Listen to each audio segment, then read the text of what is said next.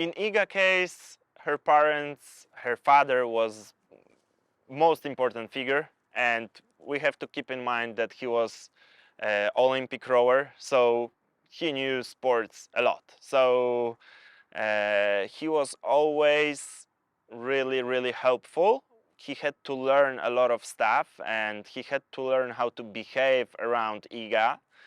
I would even say, maybe that doesn't sound right, but because Iga has an older sister who played tennis too, I think he had to learn that through Agata, how to be a good tennis kid father. So I would say parents are the most important part of tennis player and any athlete in the world. Of course, we know the stories where there were no parents or parents weren't supportive, but these stories are like exemptions from the rules. So really small amounts of people who didn't have a support and they made it through, and congrats for them, because this is really tough.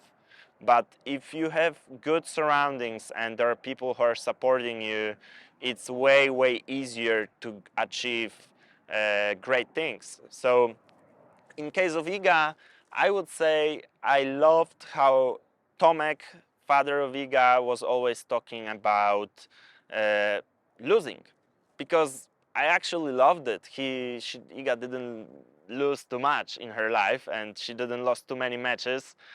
But about losing, he was always saying, okay, you have to pay a fee to actually improve. And for him, it didn't change anything. It wasn't like, oh, let's come back and practice more.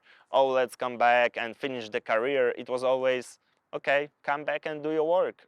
What we planned, what we have to do, let's do the work. So, it's actually pretty important. This is one of the things which people always forget. But if you're getting into the car with your parent, and your parent is talking with you about tennis and they have no clue about tennis, it's always bringing you down instead of improving you.